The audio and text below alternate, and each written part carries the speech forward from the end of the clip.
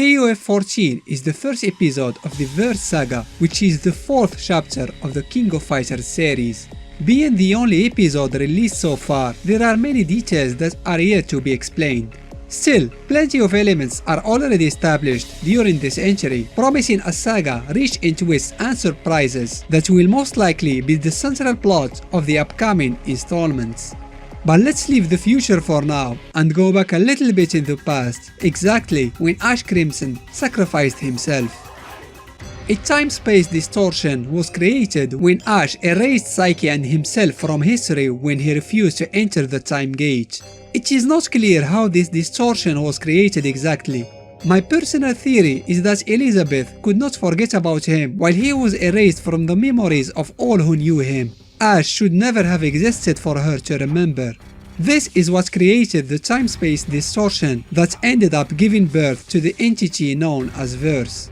All this reminded me of what happened in The Prince of Persia: The Sands of Time. A totally different game, I know, but if you remember, at the end of this game, the prince went all the way back in time to the start of the game, which allowed him to undo all the actions that he took during the adventure and to avoid his own death.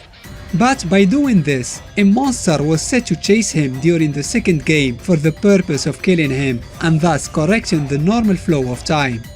Verse was not created to correct anything, on the contrary, it was a result of the time distortion created by Ash. Verse is made from pure negative energy, and as long as it existed, it created more time anomalies, resulting of characters from different worlds transported to the KOFs. As an embodiment of rage and fire that seeks to destroy everything, Verse was also after a young man, Shun'ei, the new protagonist of the saga who possessed a fragment of Verse's soul. Shun'ei was abandoned at a young age by his parents and was raised as a disciple of Tang Furu. Possessing a fragment of Verse's soul gave Shun'ei pyrokinesis powers bound to his left side, which allowed him to control fire. He can also summon a claw-like form from his right side. Its origin is a bluish entity that is yet to be revealed. I have no doubt that we will learn more about it in the future episodes. For now, Shun'ei seems to have total control over his two opposite powers, as long as he keeps training.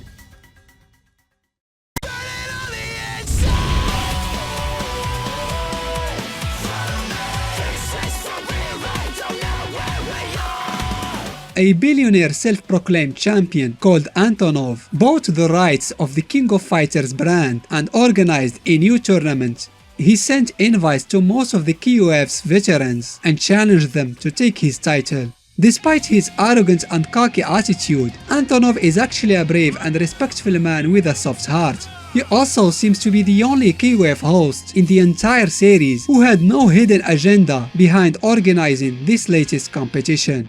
While he has no team and prefers to fight alone, he did hire a team composed of Mian, a Sichuan opera dancer, Sylvie, a former NES product, and a mysterious foul-mouthed man named Kukri. All three of them formed the official invitation team. Meanwhile, the patriarch of the Kusanagi clan, Saishu, knew that a new evil was about to be unleashed and will cause great chaos, and so he requested his son Kyo and his friends Benimaru and Diamond to enter the tournament in hopes to stop this new threat. Back from the dead once again, Mature and Vice warned Iori about this new threat, mentioning that this KOF is just the beginning of a nightmare. Then they gave him the invitation to the tournament, which he accepted. After all, Iori was eager to use his purple flames once again after he was deprived of them in the previous KOF. Traveling all the way from a different world, Nakururu managed to follow Verse. She was determined to defeat it and end this time-space distortion that he created. She was joined by Mui Mui and Love Heart, who were transported from their worlds against their will. Then the three stranger women entered the tournament.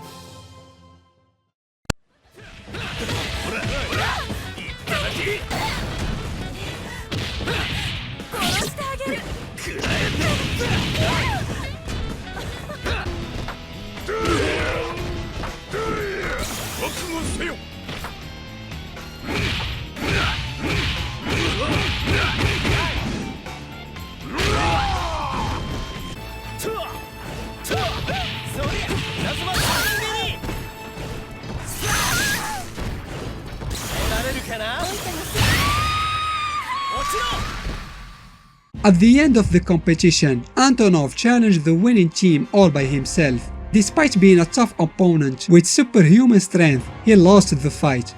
Antonov accepted his defeat and was about to give up his belt to the winning team when suddenly the sky blackened and an unknown force destroyed the arena, then started to take a humanoid shape.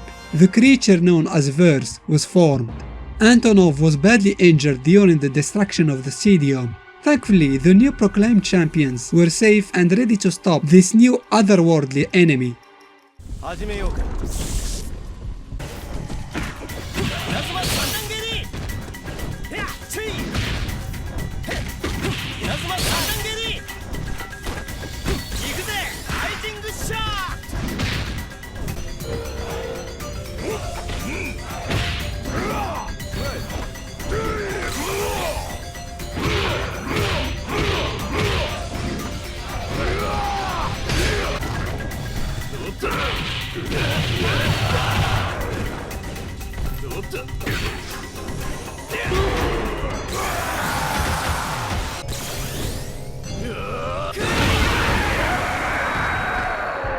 Once defeated, Verse blew up and shattered into multiple pieces that flew through the sky.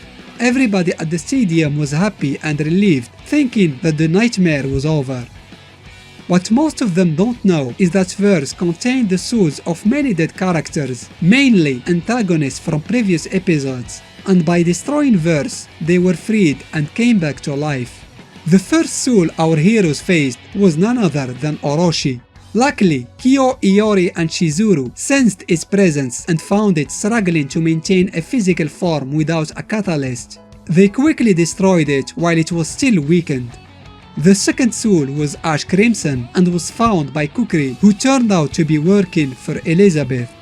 But that's not all. According to Verse's win quotes against some specific characters, we know that Rugal, Chrysalid, Ignis, Gaidel, and even Mizuki from Samurai Showdown were also trapped in his body, and now they are free and will most likely be present in KOF 15, or some of them at least.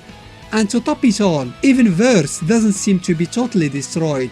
In its ending, we know that a fragment of Verse has landed on Australia, implying that it may return as well.